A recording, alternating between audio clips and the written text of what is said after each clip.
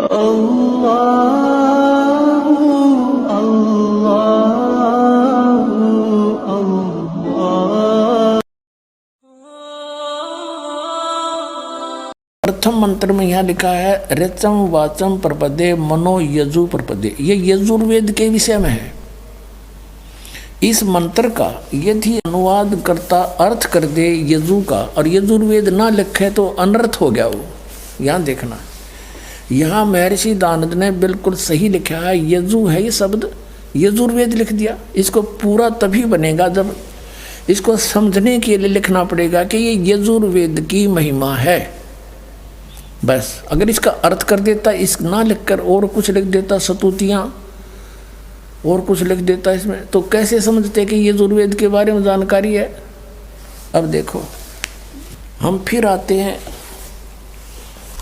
आते हैं उसी ऋग्वेद पर। हम फिर आते हैं ऋग्वेद पर। ये ऋग्वेद है 9-10 मंडल। और यहाँ से देखें, प्रकाशक हैं सार्वदेशी कार्य प्रतिनिधि सभा, महर्षि दानद भवन, रामलीला मैदान, नई दिल्ली।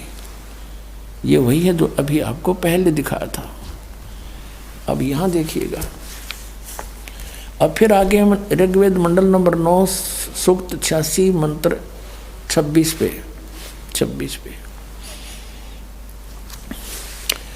अब इससे पहले हम यहाँ से चलें तो अच्छा रहे, क्योंकि प्रकरण जो चला था कि वो परमात्मा कुंवारी गायों का दूध पीता है। वो चाहे जब भी आता है जिस रूप में, यहाँ पर लिखा है ये ऋग्वेद मंडल नंबर 9 और सूक्त नंबर 1, इसका मंत्र नंबर 9। थोड़ा सा हिंट देंगे। यहाँ लिखा कि उस सोम स्वभाव वाले श्रद्धालु पुरुष को, ये पुरुष लिख दिया, सो माने परमात्मा लिखना था। यहाँ इन्होंने इस ऋग्वेद मंडल नंबर 9 के सभी मंत्रों में ये ऋग्वेद मंडल नंबर 9 सूक्त 1 का मंत्र 1 है। इसमें भी हे परमात्मा की महिमा चल रही है। और ऋग्वेद मंडल नंबर 9 सूक्त 1 के मंत्र नंबर 2 में भी हे परमात्मा, और 3 में भी हे परमात्मा, और 4 में भी हे परमात्मा, और 5 में भी हे परमात्मा, और 6 में भी। ऋग्वेद मंडल नंबर 9 सूक्त 1 मंत्र 6 में भी हे परमात्मा। और इन्होंने फिर आगे देखा कि महर्षि दानद तो परमात्मा को निराकार बताता है। और 8 में फिर आ गया भगवान का शरीर है। वहाँ पर पुरुष लिखना शुरू कर दिया 7 से ही। पुरुष माने भी परमात्मा होता है। यजुर्वेद अध्याय नंबर 40 के मंत्र 17 में दानद जी ने खुद पुरुष माने पूर्ण परमात्मा कहा है। तो यहाँ पुरुष माने हमने परमात्मा ही मानना पड़ेगा। उस परमात्मा को उग्र गतियाँ प्रेरणा करती हैं, यानी भयंकर स्थितियाँ जब हो जाती हैं परिस्थितियाँ पृथ्वी पर, तो परमात्मा आता है। भासमान शरीर को वह पुरुष प्राप्त होता है जिसमें 3 प्रकार से दूसरों को वारण करने वाला मधु में शरीर मिलता है, वो परमात्मा। अब हम इस 9 में पाएंगे, इससे सिद्ध हो गया कि परमात्मा सह शरीर है। अब देखना, अब इसमें लिखा है कि वो परमात्मा 3 प्रकार के शरीर धारण करके सारी ब्रह्मांडों को संभालता है 3 स्थिति में। एक में तो वो स्थिर रहता है सतलोक में, ऊपर के लोकों में एक ऐसा रूप है, करोड़ सूर्य मिला दे करोड़ चंद्रमा, एक रोमकूप की इतनी शोभा है। वो तो वहाँ फिक्स, वहाँ तो स्थिर रहते हैं, स्थायी। अन्य रूप बना करके वो एक प्रत्येक युग में एक लीला करते हैं, एक बालक रूप धारण करके, और धीरे धीरे बड़े होते हैं। उसमें भी कुंवारी गायों का दूध पीते। ये दूसरी प्रकार का शरीर हुआ, शिशु रूप धारण करके आए, और फिर धीरे धीरे बड़े हुए। 5 वर्ष की आयु से ही वो फिर बड़े बड़े विद्वानों के छक्के छुड़ा देते हैं। 104 वर्ष के महर्षि रामानंद जो पूरे बहुत बड़े प्रसिद्ध हो चुके थे, उनको भी नतमस्तक कर दिया परमात्मा ने अपने ज्ञान के सामने। और फिर उनको अपना शिष्य बनाया, फिर आप उनके शिष्य बने। ये लंबी कहानी है, फिर बताएंगे। और तीसरी प्रकार का जो शरीर है, वो परमात्मा एक जिंदा महात्मा का रूप, संत महात्मा का रूप बना करके प्रकट होते हैं और अच्छी आत्मा को मिलते हैं। जहाँ भी कोई उसकी पुण्य आत्मा है, उनको मिलते हैं, ज्ञान से परिचित कराते हैं, अपनी सतीति से परिचित करा के वापस छोड़ देते हैं, फिर वो संत भी उनके गुणगान किया करते हैं। अब दूसरी प्रकार का शरीर आपको दिखाते हैं कि जब वो शिशु रूप धारण करके आते हैं, गाय का दूध से उनकी परवरिश होती है, कुंवारी गाय के दूध से। ऋग्वेद मंडल नंबर 9 सूक्त 1 मंत्र 8 हमने पढ़ लिया कि 3 दूसरों का वर्ण करने वाला, 3 प्रकार से दूसरों को वर्ण करने वाला मधुमेह शरीर मिलता है। अब ये दूसरी प्रकार का शरीर है उस अमर परमात्मा को, पूर्ण परमात्मा को, जो शिशु रूप धारण करके आता है। सब अभी अधन्या, अधन्या माने बिना धनाई, धेनु माने गाय, बिना धनाई यानी अभी अधन्या, पूर्ण रूप से, यानी अभी अधन्या का अर्थ है कुंवारी गौओं, उस गौएं उस तृप्ति करती है, तृप्त करती है। दूसरे शब्दों में ऐसा समझे कि उस परमेश्वर को जो शिशु रूप धारण करके आता है, कुंवारी गायों से उसकी परवरिश होती है, उसको तृप्त करती है। इति सिद्धम। अब पुण्यात्माओं, ये था दूसरी प्रकार से परमात्मा जो हमारी देखभाल संभाल करने के लिए, धारण पोषण करने के लिए आते हैं। और तीसरी प्रकार का शरीर ये वो उनका ऐसा है कि जब चाहे जहाँ प्रकट हो जाते हैं, एक साधु संत रूप बना के, और अपनी अच्छी आत्माओं से मिलते हैं, उनसे वार्तालाप करते हैं, ज्ञान चर्चा करते हैं। अब वो प्रकरण इव आगे चलेगा, और वो कौन है? वो परमात्मा वेद क्लियर कर रहे हैं, वो कबीर देव है। अब आप देखो ऋग्वेद मंडल नंबर 9 सूक्त 86। अब इसमें 26 मंत्र आपने पढ़ा, अब फिर पढ़ेंगे। यज्ञ करने वाले यजमानों के लिए परमात्मा, अर्थात भक्ति करने वाले भक्तों के लिए परमात्मा सब रास्तों को सुगम करता हुआ उनके विघ्नों को मर्दन करता है, उनको पवित्र करता हुआ और अपने रूप को सरल करता हुआ, हल्का बना करके, वह कांति में परमात्मा कबीर देव, यहाँ कबीर देव लिख देना था बस, विद्युत के समान क्रीड़ा करता हुआ वर्णीय पुरुष को, अच्छी आत्मा को, श्रेष्ठ पुरुष को प्राप्त होता है। यह देखना ऋग्वेद मंडल नंबर 9 सूक्त 86 मंत्र 26 पढ़ दिया। अब 27 में क्या बताया है कि जो परमात्मा धूलोक के तीसरे पृष्ठ पर विराजमान है, सतलोक में भी उसके अंतिम छोर पर रहता है। अब ऋग्वेद मंडल नंबर 9 और सूक्त नंबर 82 इसको और अच्छी तरह क्लियर करता है। ऋग्वेद मंडल नंबर 9 और सूक्त 82 और मंत्र नंबर 1 यहाँ पर है। जो सर्व उत्पादक प्रभु यानी सबकी उत्पत्ति करने वाला परमेश्वर, सबका रचनहार, प्रकाश रूप, सद्गुणों की वृष्टि करने वाला, पापों को हरण करने वाला है, वह राजेव, राजा के समान। यहाँ 269 पृष्ठ, इन्हीं का अनुवाद आगे देखो 270 पृष्ठ। राजा के समान दर्शनीय है, राजा की तरह देखने जोगा है। ऊपर परमात्मा मनोहर मुकुट धारण किए बैठा है। श्वेत छत्र सिर मुकुट विराजय, देखत ना उस चेहरे नू। राजा के समान दर्शनीय है, देखने जोगा है। और वह पृथ्वी आदि लोकांतरों के चारों ओर शब्दमान हो रहा है। वह वर्णीय पुरुष को, अच्छी आत्मा को, जो दृढ़ भक्त है, उसको पवित्र करता हुआ प्राप्त होता है। जिस प्रकार विद्युत सने वाले स्थानों को आधार बनाकर प्राप्त होता है, जैसे आकाशीय बिजली काशी की धातु पर गिरती है, उसका अट्रैक्शन होता है, ऐसे ही वो परमात्मा उस दृढ़ भक्त को मिलता है जिनका उसके प्रति विशेष लगाव होता है। अब यहाँ देखो किस उद्देश्य से आता है। ऋग्वेद मंडल नंबर 9 सूक्त 82 मंत्र 2 में आप देखेंगे वो किस उद्देश्य से आता है। हे परमात्मन, उपदेश करने की इच्छा से आप महापुरुषों को प्राप्त होते हो, अच्छी आत्माओं को प्राप्त होते हो, और आप अत्यंत गतिशील पदार्थ के समान, यानी बहुत तीव्रगामी होकर के हमारे आध्यात्मिक यज्ञों को प्राप्त होते हैं। आप वह फिर आ गया, आप कबीर देव हैं। हम उसको कबीर देव कहने लगे, फिर कबीर साहब कहने लगे। कबीर वेदों में कबीर, और हम उसको कबीर बोलते हैं। कुरान शरीफ में भी उसको कबीर बोला है। कबीर देव हैं, शुद्ध स्वरूप हैं। हमारे पापों को दूर करके हे अमर परमात्मा आप हमको सुख दें। अपने आत्माओं, उन महापुरुषों में से कौन कौन है अच्छी आत्माएं, जैसे आपको अभी गिनाया। हम सुल्तानी नानक तारे दादू को उपदेश दिया, जात जुलाहा भेद न पाया, वो कौशी माहे कबीर हुआ।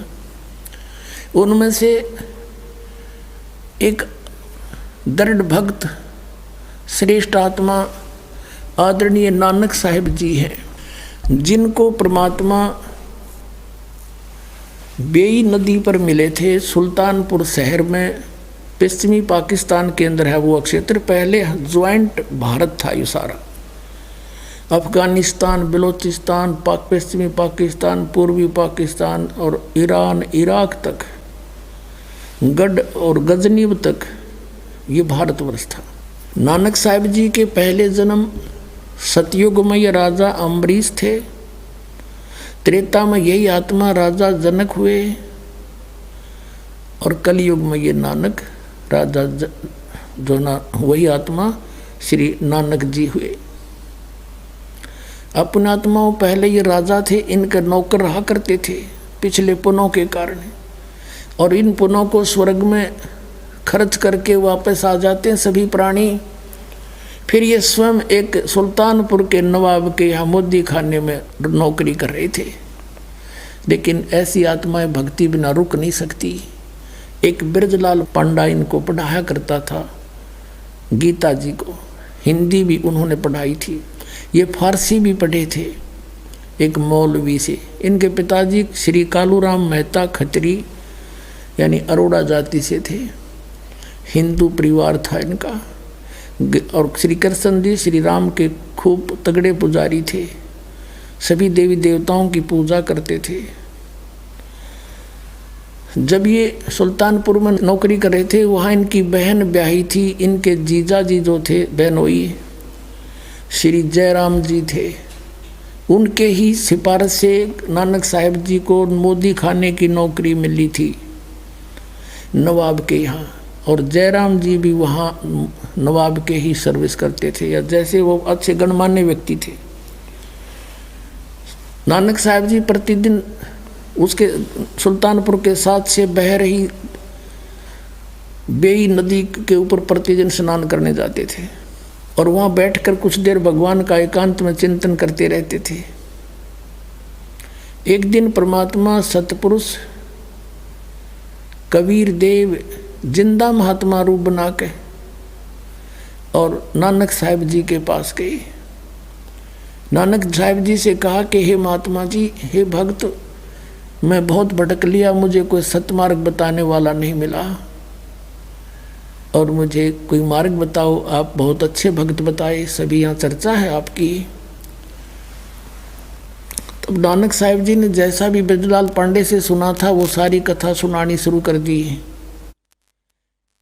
फिर कहा कि अगर तुम मुझे गुरु बनाओ तो गुरु बिन मोक्ष हो नहीं सकता।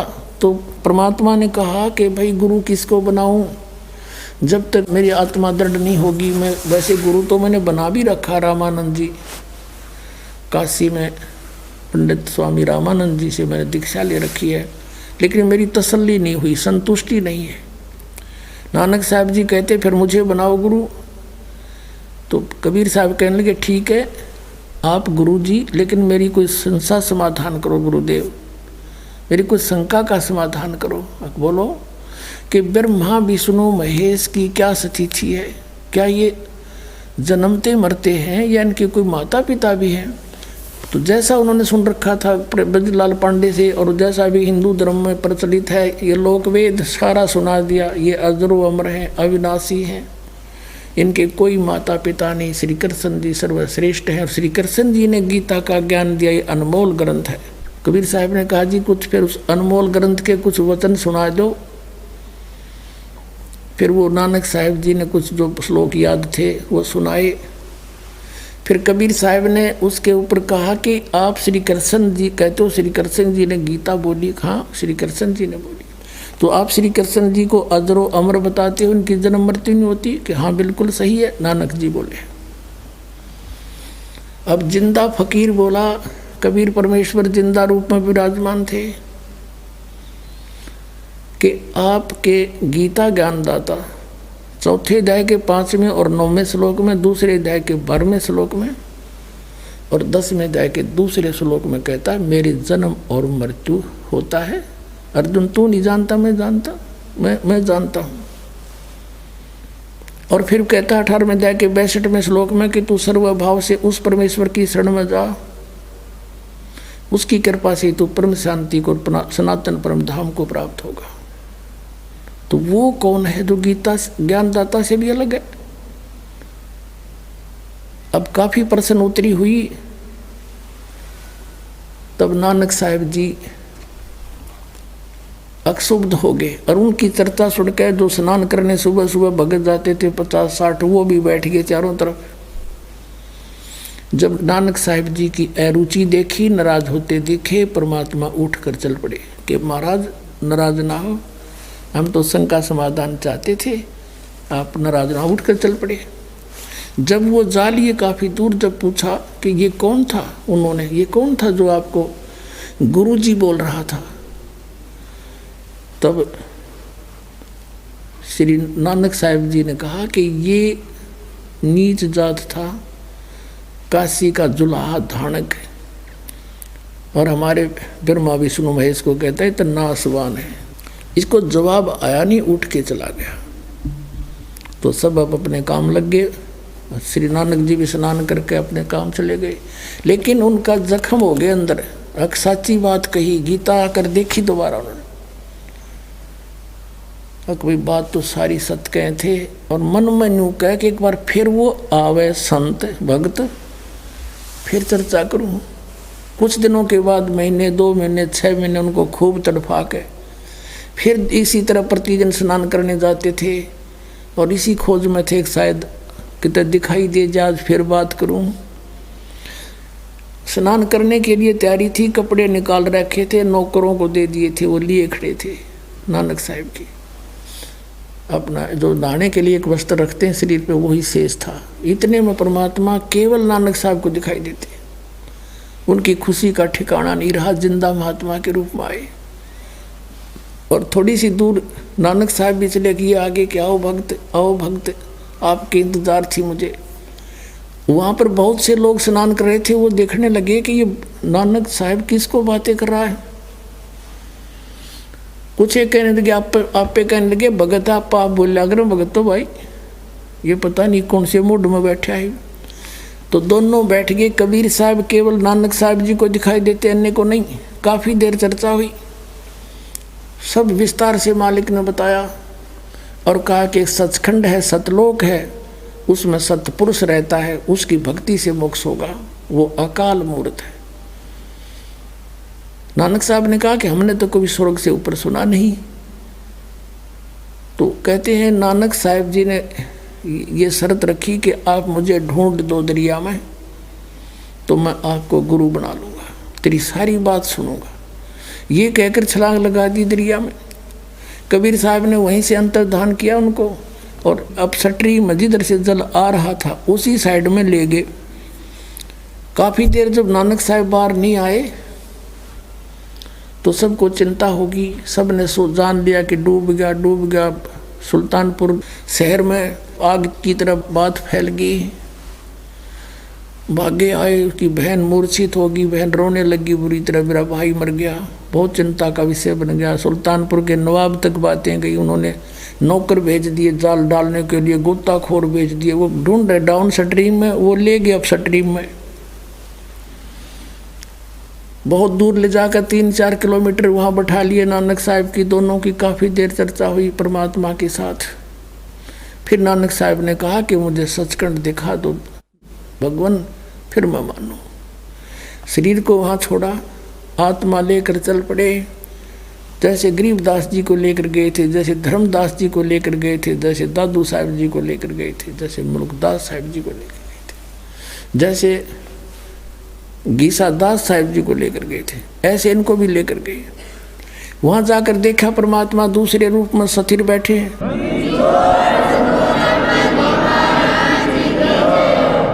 जब परमात्मा ऊपर बैठे हैं ओवरऑल कंट्रोलर के रूप में, करोड़ सूर्य मिला दे करोड़ चंद्रमा, ऐसा चेहरा मालिक का, ऐसा स्वरूप है उनके। एक रोमकूप की ऐसी शोभा है। एक बहुत बड़े गुम्बद में विराजमान है, बहुत बड़े गुम्बद में, जैसे मंदिर नुमा गुम्बद होता है, बहुत बड़ा, पूरी पृथ्वी से भी बड़ा। इस पृथ्वी ने सीधा कर दे, ऐसे गोल नहीं। और इतना बड़ा गुम्बद मालिक बीच में बैठे हैं। वो जिंदा महात्मा के रूप में परमात्मा साथ से लेकर गए आदरणीय नानक साहब जी को। तो वहाँ क्या देखा कि भाई रब तो ये है जड़ा तकत पे बैठा। और यो यहाँ का जो कबीर है, ये बाबा कबीर जिंदा यहाँ का कोई गण है, क्योंकि कबीर साहब जिंदा महात्मा के रूप में गए थे नीचे से, तो चौर करने लगे अपने दूसरे रूप पर है। तो सोचा ये सेवक होगा बाबा जी जो जिंदा नीचे आया है। इतने में वो तेजो में शरीर खड़ा हुआ। कबीर नीचे से गए थे, जिंदा महात्मा वाला शरीर विराजमान हुआ, और वो तेजो में शरीर जो रब दिखाई दे था वो लगा चौर करण जिंदा वाले रूप पर। नानक साहब सोच ही रहे थे भाई बाबा जी जिंदा महात्मा पे और रब चमर करता है, ये कैसी अजीब लीला इनकी। इतने में वो तेजो में शरीर और परमेश्वर कबीर साहब जिंदा वाले शरीर में समा गया, एक रह गए।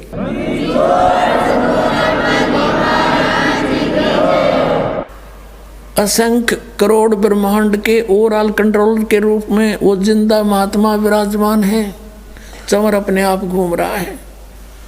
नानक साहब जी देख रहे हैं कि ये तो सचमुच रब ही था जो नीचे गया था, ये काल मूर्त स्वयं ही था। भया एक से दो, जैसे रामानंद जी को मिले थे, स्वामी रामानंद जी को भी दिखाए थे, ऊपर आदरणीय रामानंद जी को भी।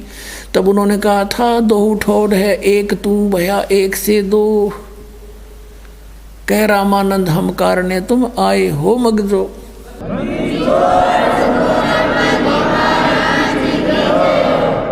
और यही आदरणीय नानक साहब जी के साथ घटना घटी। और तब परमात्मा ने कहा कि आयम कबीर, मैं कबीर हूँ, अल्लाह अकबर हूँ, मैं कबीर देव हूँ। और काशी में बनारस में एक धारणक रूप में रहता हूँ, जुलाहे का काम करता हूँ। प्यारी आत्मा, जब मोक्ष चाहिए आपको, सतनाम लेना मेरे से, वहाँ सतनाम दूंगा। और वो जाप करना होगा 2 अक्षर का है, उससे आपका मोक्ष होगा। वहाँ तो कहते हैं कोट जन्म तन ब्रह्मत हो गए, कुछ नहीं हाथ लगा रे, कुकर सुकर खरबा बोरे कौआ हंस बगारे। परमात्मा ने कहा कि तेरे बहुत असंख्य जन्म हो लिए, जब से हमसे मिलने से पहले वो गए बर्बाद आपके। राजा अम्बरीश आप थे, राजा जनक आप थे, और अब आप स्वयं नौकर बन बैठे। और यदि हम तुमसे नहीं मिलते तो जीवन व्यर्थ हो जाता है। अपने आत्माओं, यहाँ समस्या आती है कि पवित्र सिख समाज इस बात को मानने को तैयार नहीं है कि नानक साहिब जी के कोई गुरु थे। वो कहते हैं स्वयं ही परमात्मा ही मिले थे उनको, और हम भी यही कहते हैं कि वो परमात्मा ही मिले थे उनको। वो कहते अकाल मूर्त मिले थे, हम भी कहते हैं अकाल मूर्त मिले थे। हम कहते हैं उनको कबीर मिले थे, धारणक जुल्हा काशी वाला मिले थे। तो यहाँ सिख समाज के गले या बात उतरती नहीं कि नहीं, ऐसा नहीं हो सकता। तो पुण्यात्माओं, प्रमाणों के सामने फिर किसी के जोर नहीं चलता। हमारे प्रमाण फिर सबको मनाएंगे कि सचमुच ऐसा ही है। अब आपको दिखाते हैं एक झलक कि नानक साहब के गुरु थे कबीर साहब, जिंदा महात्मा रूप में आए थे। अभी दिखाते हैं। एक ये जन्म साखी है, ये बिल्कुल सत्य शास्त्र है। और उस पुण्यात्मा सिख द्वारा लिखा, जो गुरु जी के साथ रहा करते थे। भाई बाला जी की जन्म साखी देखिएगा। जन्म साखी सब तो वड्डी भाई बाले वाली जन्म साखी। Doctor Jawahar Singh Kirpal Singh and company, ये है ई जन्म साखी। अज तक छप चुकिया नालों वड्डी है, सब तो वड्डी ते पुरातन है भाई बाले वाली जन्म साखी। श्री गुरु नानक देव जी दी पंजे साहिब दी साखी ते दसा पातशाह दी जीवन समेत मुकम्मल साखियां हन। प्रकाशक doctor Jawahar Singh Kirpal Singh and company. पुस्तकां वाले गली नंबर 8 बाग रामानंद अमृतसर, ये यहाँ से छपी है। 251 पृष्ठ पर। और साखी है ये सिद्धानाल गोष्ठी, ये कोई प्रकरण है सिद्धानाल गोष्ठी। और नीचे है साखी होर चली, आगे साखी होर चली। श्री गुरु नानक जी अंतर ध्यान होए ता मीना पर्वत पर जाई खड़े होए। ता फिर मर्दा ने कहा, जी असी इथे किथे आए हाँ। ता गुरु नानक जी की हा, मर्दाना असी हुण मीना पर्वत ते आए हाँ। तो यहाँ कोई चर्चा चली उनकी। अब 252 पर देखना।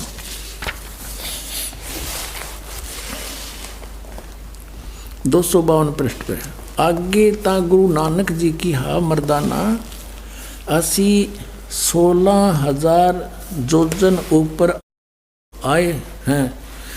आहे ता मर्दा ने कहा, जी यहाँ से सुमेर पर्वत कितना रहिंदा है।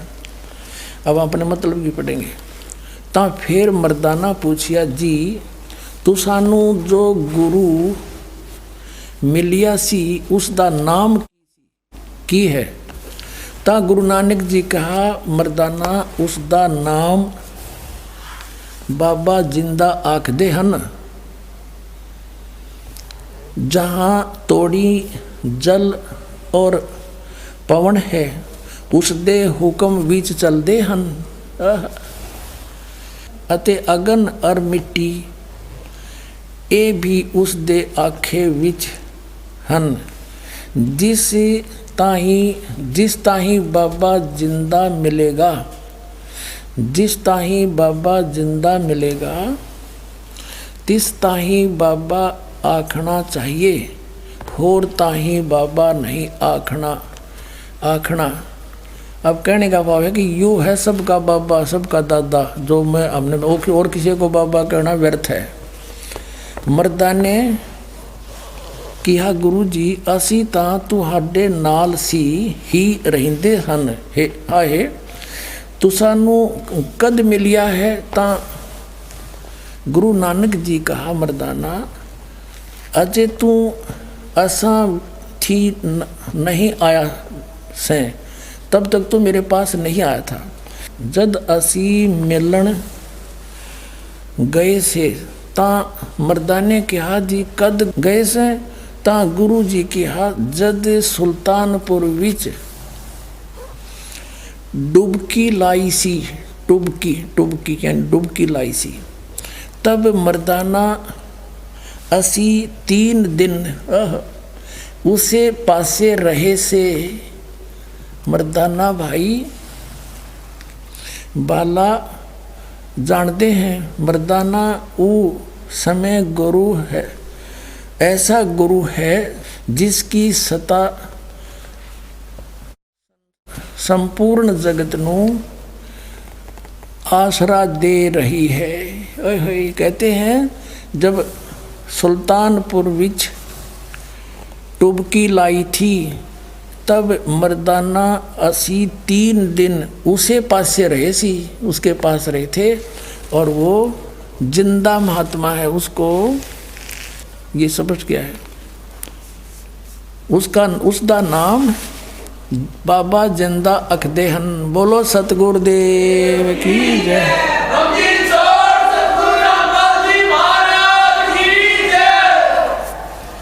अब एक और कंसेप्ट क्लियर करें। एक बार गुरु नानक साहिब जी की और एक काजी की गोष्ठी हुई, तब काजी ने प्रश्न किया, तब गुरु नानक देव जी उसका उत्तर देते हैं। किस प्रकार देते हैं और दिखाते हैं आपको। पहले एक और गजब की इसमें इसी पुराण संग्रह में एक कमाल की बात मिली है पुण्यात्माओं, क्योंकि सच्चाई ऊपर आए बिना रहा नहीं करती है। जैसे धर्मदास जी को परमात्मा ने कहा था, धर्मदास मेरी लाख दुआई, वही जिंदा महात्मा के रूप में उनको मिले थे मथुरा में, और कहा था धर्मदास मेरी लाख दुआई, ये सार नाम और सतनाम की तो बाहर ना जाई, ये मूल ज्ञान बाहर ना जाई, और मूल ज्ञान बाहर जो पढ़ी बिचली पेड़ी हंस नहीं तेरी। तो ये क्या बताते हैं नानक साहिब जी। मर्दाना ने पूछा कि भगवान,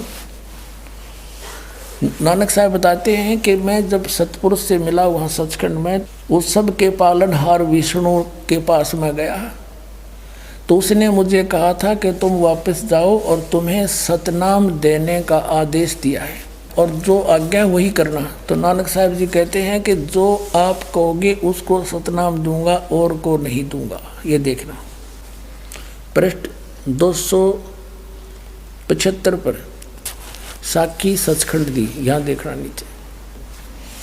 आगे साची सचखंड दी चली। अब यहाँ से है कि ता गुरु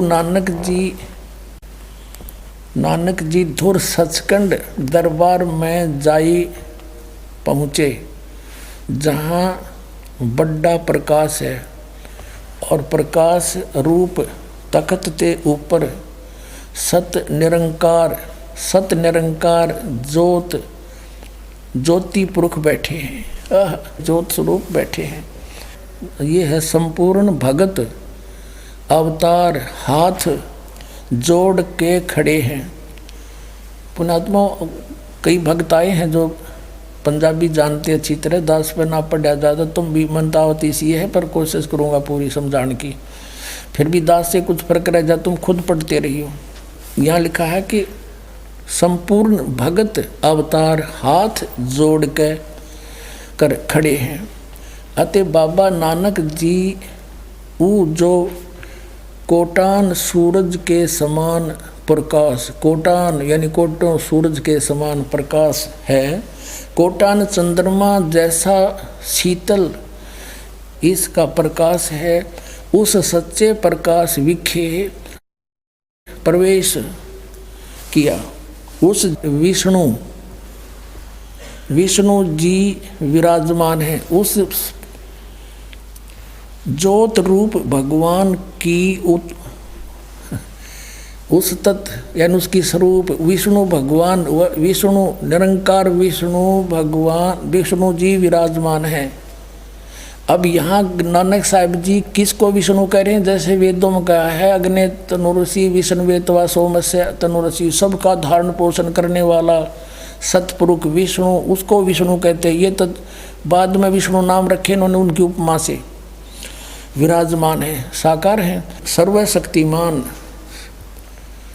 और भगवंत जी ने कहा, आऊ नानक भक्त तू सदा ही मेरे में मिलिया है, तेरे और मेरे में कोई भेद नहीं, पर जिस वास्ते संसार में सतनाम उपदेश के जपाउन के वास्ते गए से सो दृढ़ाया है, ता श्री गुरु नानक जी की हा सर्वंग स्वामी, हे सब के मालिक, जहाँ आप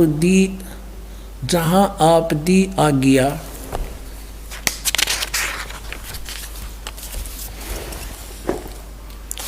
अब 276 पे, जहाँ आपकी आज्ञा तहाँ सतनाम दा चक्कर फेरिया है, जहाँ जहाँ आपका हुक्म होएगा तहाँ तहाँ सतनाम का चक्कर फेरेंगे।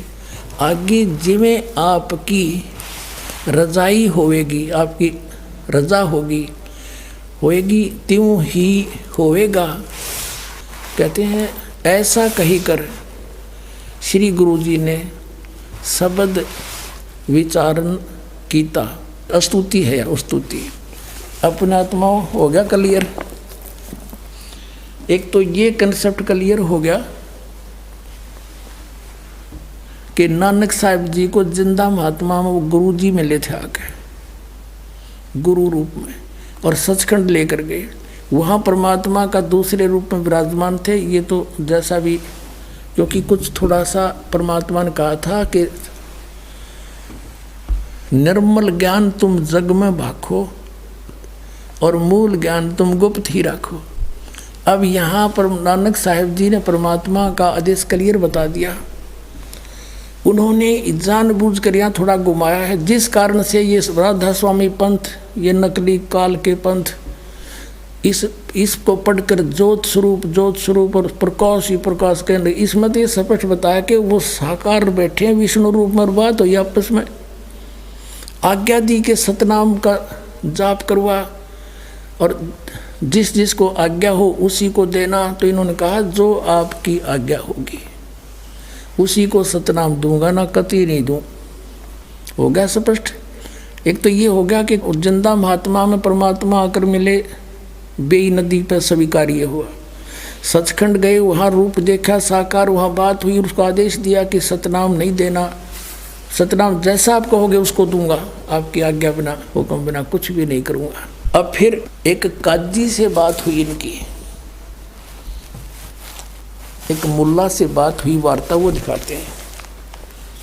एक बहुत पुरानी साखी है, बहुत पुरानी। ये देखो इसका रंग भी कैसा हो रहा है, कागज भी पाटन हो रहा है, बहुत पुरानी है। और इसका यहाँ से भी इसका फर्स्ट प्रिंट भी ठीक से नहीं रहा है।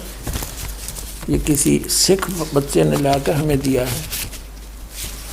ये सब इतनी ही यहाँ पर है। ये वही कृपाल सिंह, जीवन सिंह, ये उनसे छपी है। ये ऐसी स्थिति है इसकी। अब इसके पृष्ठ नंबर आपको फिर हिंदी वाली में भी दिखाएंगे। एक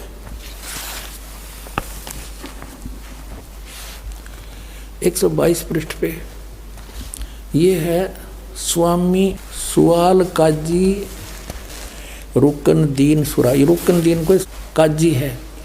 तो हम यहाँ पढ़ेंगे, इनकी आपस में वार्ता हो रही है। तो नानक साहब ने कहा, नानक आखे रुकन दीन सच्चा सुनो जवाब, चारों कूट और सलाम कर, ता ऊ होवे सवाब, ता तू ही होवे सवाब। कहते हैं खालक आदम सिरजिया, आलम बड़ा कबीर। कहते हैं खालक आदम सिरजिया, जिस खालक ने, जिस परमात्मा ने तुम्हारा आदम की रचना की, आदम हुआ आदम की, और वो आलम बड़ा कबीर, वो सबसे बड़ा सर्वशक्तिमान परमात्मा कबीर है। और फिर कहा कि कायम दायम और कुदरती, सिर पीरा दे पीर, सब गुरुआं के गुरु और आलम बड़ा कबीर। बोलो सतगुरुदेव।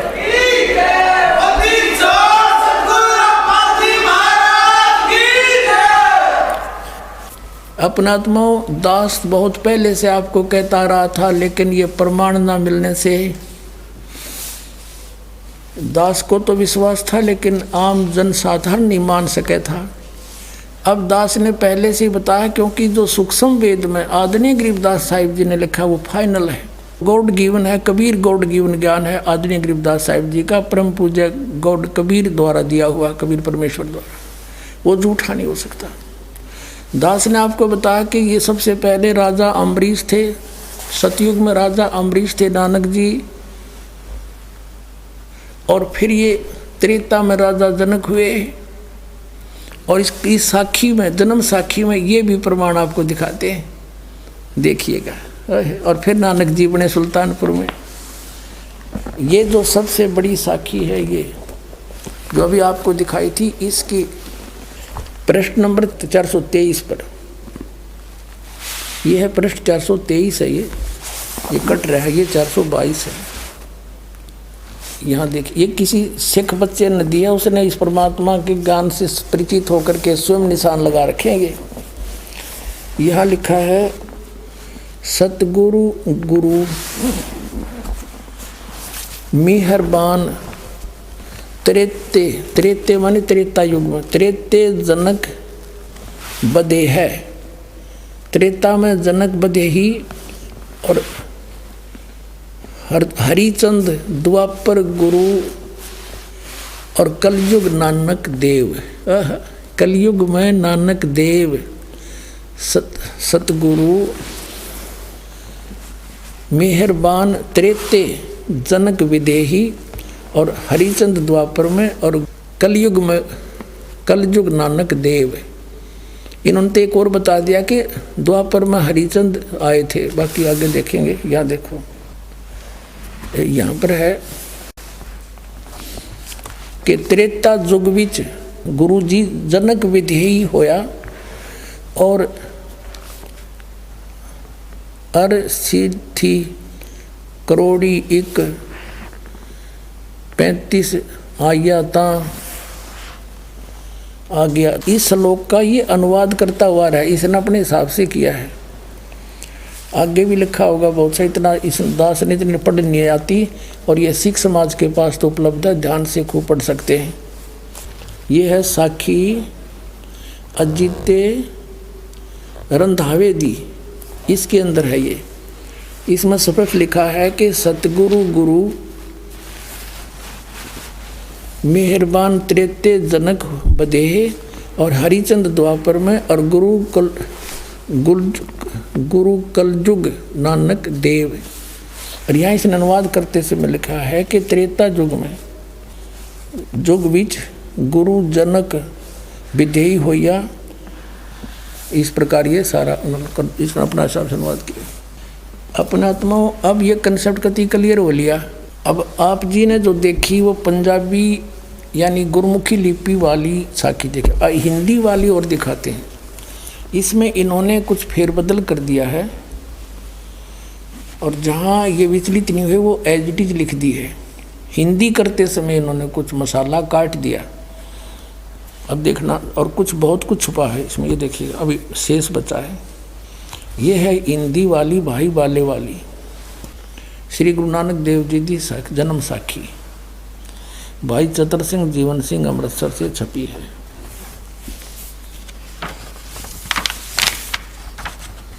ये भाई बाले वाली श्री गुरु नानक देव जी की जन्म साखी, पंजे साहिब 10 पातशाह का जीवन संपूर्ण साखियाँ सही दर्ज है। प्रकाशक हैं भाई चतर सिंह जीवन सिंह अमृतसर, ये यहाँ से छपी है। बाजार माइया सेवा अमृतसर, ये इनके फैक्स और फ़ोन नंबर है। भाई चतर सिंह जीवन सिंह, ये मुद्र का जीवन प्रिंटर्स अमृतसर। इसमें हिंदी में और पढ़ी आराम से आनंद आओगा आपको। ये है पृष्ठ तो 97 पे 197 पे, सवाल काजी रुकनदीन सूरा के, नानक साहिब जी से कोई सवाल किया, जवाब श्री गुरु नानक देव जी का। हम यहाँ से पढ़ेंगे अपने काम का। नानक आखे रुकनदीन सच्चा सुनो जवाब, चारों कोट सलाम करता ही ता तू ही होवे सबाब। अब 198 पे साखी मक्के मदीने की, वो नीचे है 198 पे, पृष्ठ 198 पे।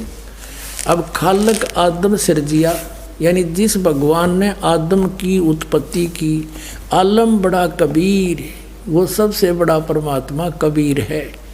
अब यहाँ मुसलमान भाई कबीर का अर्थ बड़ा करते हैं, तो नानक साहब ने यह समस्या हल कर दी है कि वड्डा कबीर, इसका अर्थ भी करना भूल जाओगे कि इस कबीर का अर्थ बड़ा होगा, कर दिया होगा यहाँ पर। खालक आदम सिरजिया आलम बड़ा कबीर, और कायम दायम कुदरती सिर पीरा दे पीर। अब क्लियर कर दिया कि वो पीरा के पीर जगत गुरु हैं, वो सतगुरु पुरुष कबीर हैं। चारों युग परवाने, झूठे गुरुआ मर गए, वो हो गए भूत मसाने। सतगुरु पुरुष कबीर है। सतगुरु और पुरुष भगवान भी वही है, और यहाँ पीर रूप में आकर मिलते हैं। वेद भी गवाही देते हैं परमात्मा अच्छी आत्माओं को मिलते हैं, और जिनको मिले वो गवाही दे रहे हैं कि हमें जिंदा रूप में कबीर परमेश्वर आकर मिले। वो सबसे बड़ा हो परमात्मा, बड़ा कबीर। ये कहते हैं अल्लाहू अकबर, बड़ा बड़ा भगवान। कबीर का अर्थ बड़ा करते हैं। यहाँ पर नानक साहब ने समस्या हल कर दी कि बड़ा कबीर, सबसे बड़ा कबीर, सबसे बड़ा वो कबीर, सब तो बड़ा है वो आलम, आलम कबीर, यानी सबसे बड़ा भगवान परवरदिगार आलम। वो परवरदिगार आलम है, सबसे बड़ा भगवान परमात्मा, सबसे बड़ा कबीर। इसका ये अर्थ है, आलम बड़ा कबीर, सबसे बड़ा भगवान कबीर। इसमें बड़ा अर्थ साफ लिख दिया। अब आप दिखाते हैं सचखंड की साखी। ये है सचखंड की साखी 309 पृष्ठ पे। इसमें सफल लिखा है कि फिर गुरुजी उस स्थान पर पहुँचे जहाँ महान प्रकाश है, और प्रकाश रूपी सिंहासन पर निराकार स्वयं विराजे हैं। तो विराजने वाला कोई अलग थोड़ा हो गया, कोई परमात्मा साकार है। तो ये धन धन सतगुरु राधा स्वामी वाले, जय गुरुदेव वाले इस वाणी को इसको समझ नहीं सके। वो प्रकाश प्रकाश का रोड़ा मचाने लगे। इधर के वहाँ बैठे हैं, उस पर विराजमान है वो भगवान।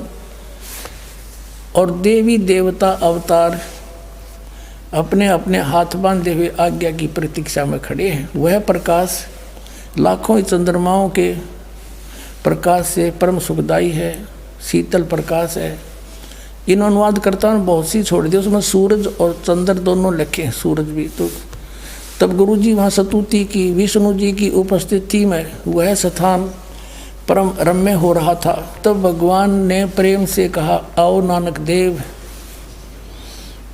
तुम तो सदैव मुझ में मिले हुए हो, तुम में और मुझ में कोई भी अंतर नहीं है। तुमको सतनाम की उपदेश के लिए संसार में भेजा है। तब गुरु जी कहा कि हे सर्वज्ञ, जहाँ आपकी आज्ञा थी वहाँ सतनाम का प्रकाश मैंने किया है, और जहाँ जो आज्ञा होगी वहाँ मैं पूर्ण करूँगा। यह कहकर गुरु जी ने ये शब्द कहा। अब आप जी को दिखाते हैं पवित्र कबीर सागर में। गुरु ग्रंथ साहिब के 24 पन्ने पर लिखा है